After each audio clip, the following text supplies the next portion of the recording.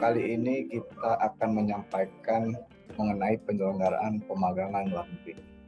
Untuk pemagangan di luar negeri sendiri ini seperti yang disampaikan dalam undang-undang bahwa pemagangan itu bagian dari sistem pelatihan kerja yang dilakukan oleh lembaga pelatihan kerja atau perusahaan atau instansi yang diselenggarakan secara utuh dan terpadu di Indonesia dan di luar negeri.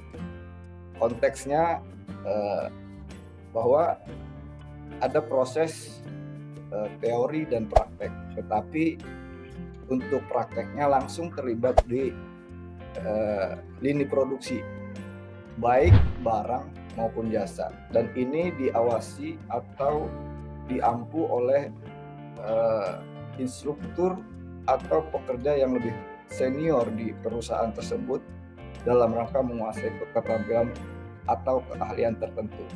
Jadi bicara magang itu lebih ditekankan kepada penguasaan keterampilan atau keahlian tertentu untuk bisa diterima di industri. Jadi ada 4 entitas yang bisa menjadi penyelenggara pemagangan di luar negeri.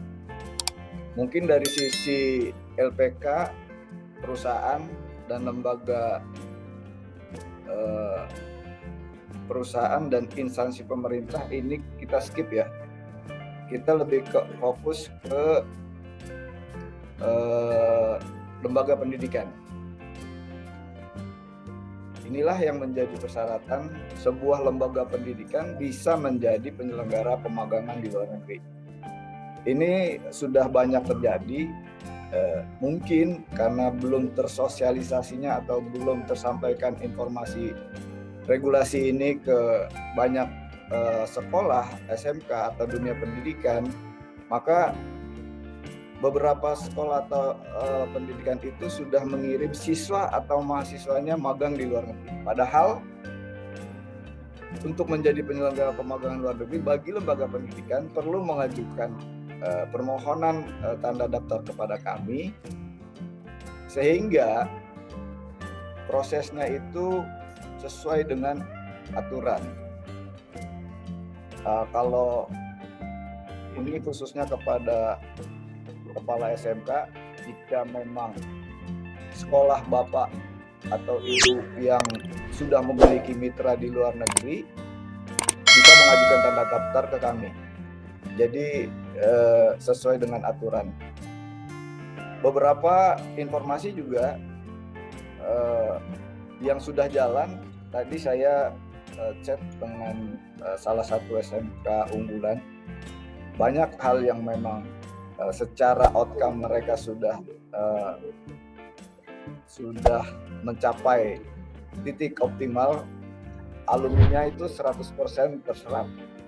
Jadi luar biasa. Cuma dari sisi penyelenggaraannya, nah itu yang belum comply dengan permen ini. Jadi dimulai dari permohonan kepada kami dengan persyaratan yang terlampir di sini.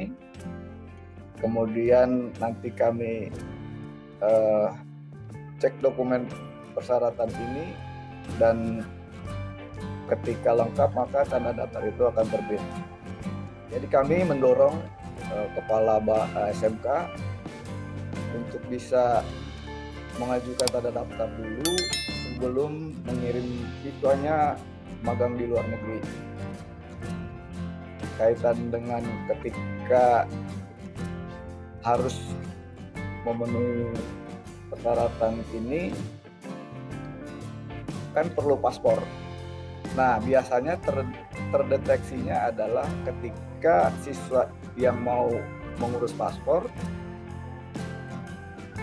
ketika ditanya oleh imigrasi mau ngapain gitu, jawabannya magang, Nah, itu akan diminta rekomendasi dari kami.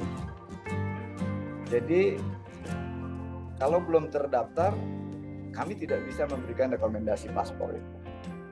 Dan ketika tidak terdeteksi, bikin paspornya dibilang buat liburan, maka ya akhirnya sekolah tersebut bisa mengirim siswanya untuk magang.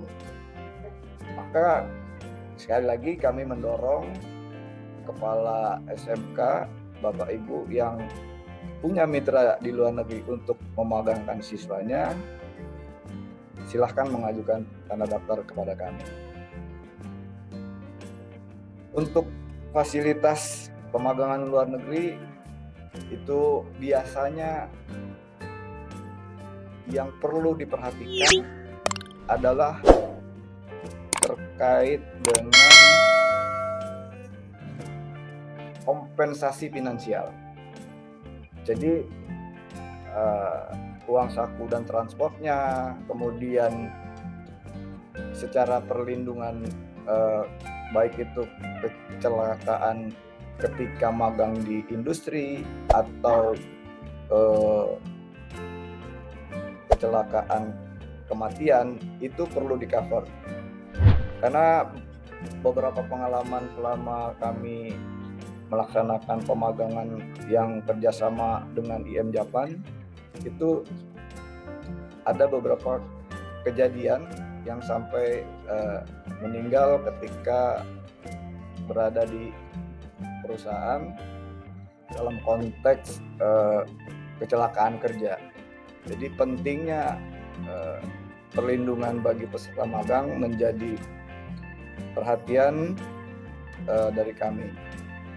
Kemudian ada fasilitas K3, uji kompetensi, dan yang terakhir sertifikat.